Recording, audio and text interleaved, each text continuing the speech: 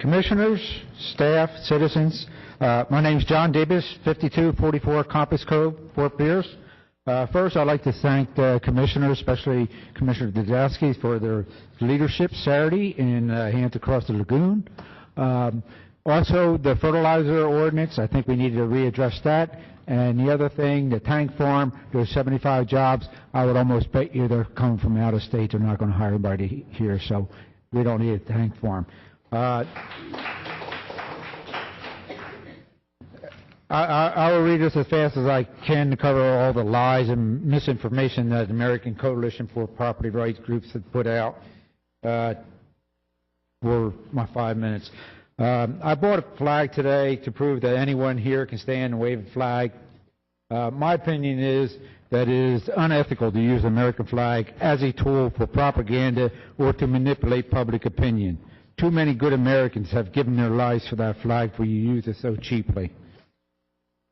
Do you want to be a patriot? Put on a uniform and serve. The first thing you'll learn is respect.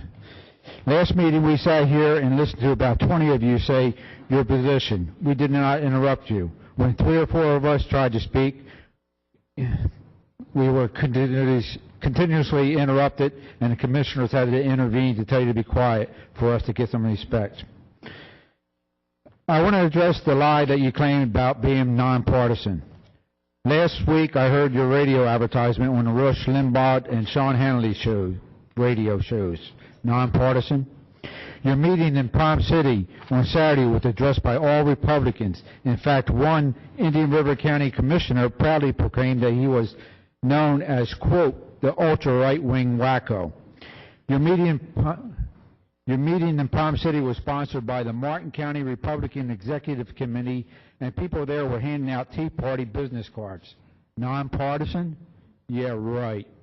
Another issue is the statement that one lady made last week about living in high-rises and not being able to pick your neighbor.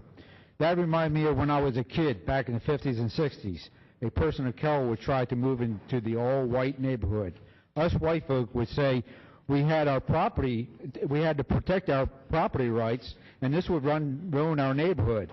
Our property values would go down. Our communities would be destroyed. It took me a long time to get that bull out of my brain, and I can see many still have not. This group is talking the same stuff. So it's okay for them to have their high-rises on the beach filled with white folk, but to build one around transportation, jobs, in an environmentally friendly way in our communities with middle and low-class diversity, diverse populations, can't let that happen. Wow, what does that say? Your meeting in Palm City was attended by 60 to 70 people. I was there.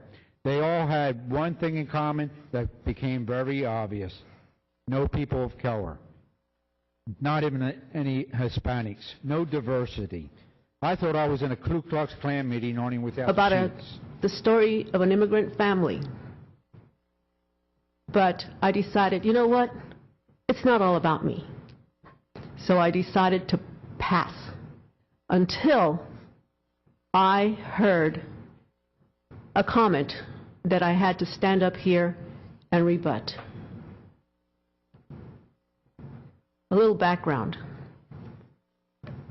My father left his country in Central America on the day after Pearl Harbor. He fought bravely, was awarded a lot of medals for what he did in the Pacific Theater. Thank God he made it back to San Francisco, where his wife and 2 daughters were waiting for him. They had immigrated to the United States.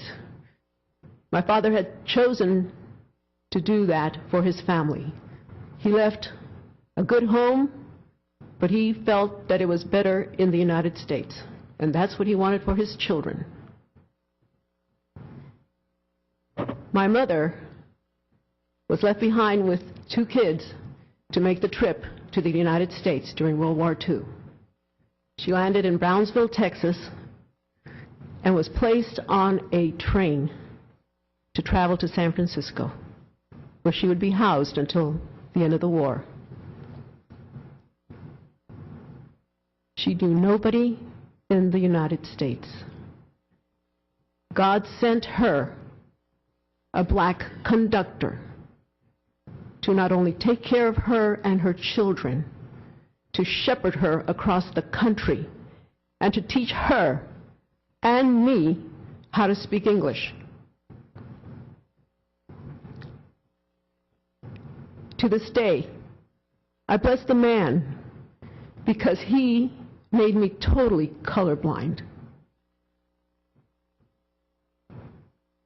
And I also bless God that I was able to pass that on to my children. I am the daughter of a World War II veteran. I am the wife of a Navy veteran. I have a daughter. One of my own daughters spent 5 years as an Army nurse. One of my son-in-laws has dedicated a big part of his life in the reserves. I know what it is to be part of a military family. I am a minority. And when I stand up here and talk to you, I do it because I'm not rich. I can't afford lawyers and consultants to come in here and tell you about 750 for me. And I doubt if any of the people here can afford it either. We are not rich. I was at that Palm City meeting Saturday. I was a Hispanic at the Palm City meeting. I want that on the record. At the Democratic National Convention in the summer of 1984, the Reverend Jesse Lewis Jackson spoke about the Rainbow Coalition. He welcomed blacks, Jews, whites, Orientals, veterans, gays, lesbians, and even back then he was welcoming Arab Americans to his Rainbow Coalition. He recognized that the minority label was not going to cut it if he was going to grow the size of his coalition.